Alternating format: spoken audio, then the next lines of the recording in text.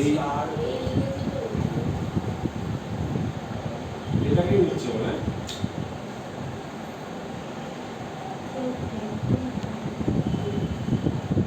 এই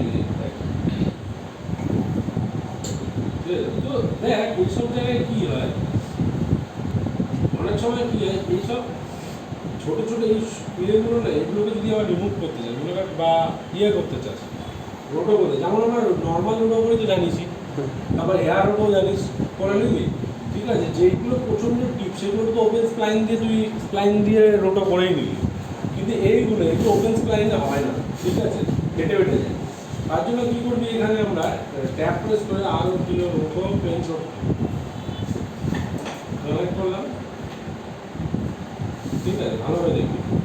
এবার এখান থেকে আমরা ব্রাশ টুল নেব, ব্রাশ টুলটা নিয়ে হ্যাঁ শিফট ধরে আমি ব্রাশটাকে ছোটো করছি, ছোটো করে দেবো, ঠিক আছে। এবার দেখ ঠিক এই জায়গা থেকে ব্রাশটা এরকম টানবি,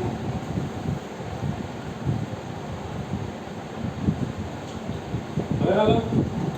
এবার কি হবে, এটাকে আমরা অ্যাঙ্কার পয়েন্টে কনভার্ট করতে হবে। অ্যাঙ্কার পয়েন্টে কনভার্ট করার জন্য দেখ এখানে একটা অপশন আছে, এখানে এই যে দেখ toolbar show the pen selection, click করে দিই, দেখ অজস্র অ্যাঙ্কার পয়েন্টে কনভার্ট হয়ে গেল।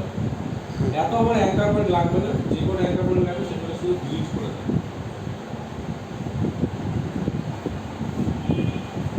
ঠিক আছে।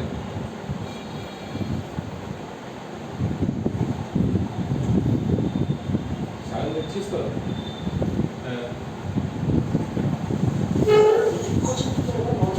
নর্মাল ডিলিট অপশন, নর্মাল,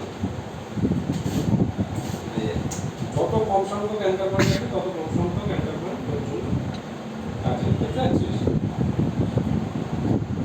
তাহলে দেখ অল্প দেখ আমার চুল যতটা আছে ততটাই শেপের মধ্যে দেখ নিয়ে গেছে, বুঝতে পারছিস। সেই নর্মাল ব্রাশ কি, নর্মাল ব্রাশ। এবার আমি কী করলাম এটাকে, এবার প্রতিটা ব্রাশে গিয়ে এই এখানে যখন আমি যাচ্ছি, এই যে এইখানে যখন যাচ্ছি,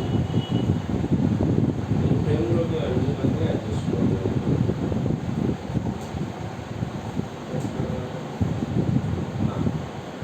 সিলভার দেখো, সিলভার এই যে মাইনাস করছিস না, এইটা খাটছিস না, তার 60% মাইনাস হয়ে যায় সিলভার। এর জন্য সিলভার খুব ইউজ হয়, সবাই মানে পছন্দ করে, কারণ ভর্তিতে অনেক টাইম লাগে বাস্তবে, বুঝতে পারছিস।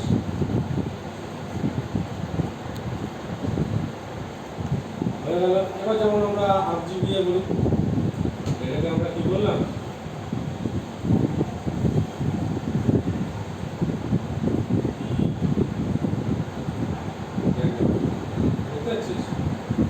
এবার সরু সরু চুলগুলোকে এইভাবে ধরে তোকে রোটো করতে হবে, বুঝতে পারছিস। রোটো বুঝতে পারছিস কী করে করে দেখা আমাকে বস।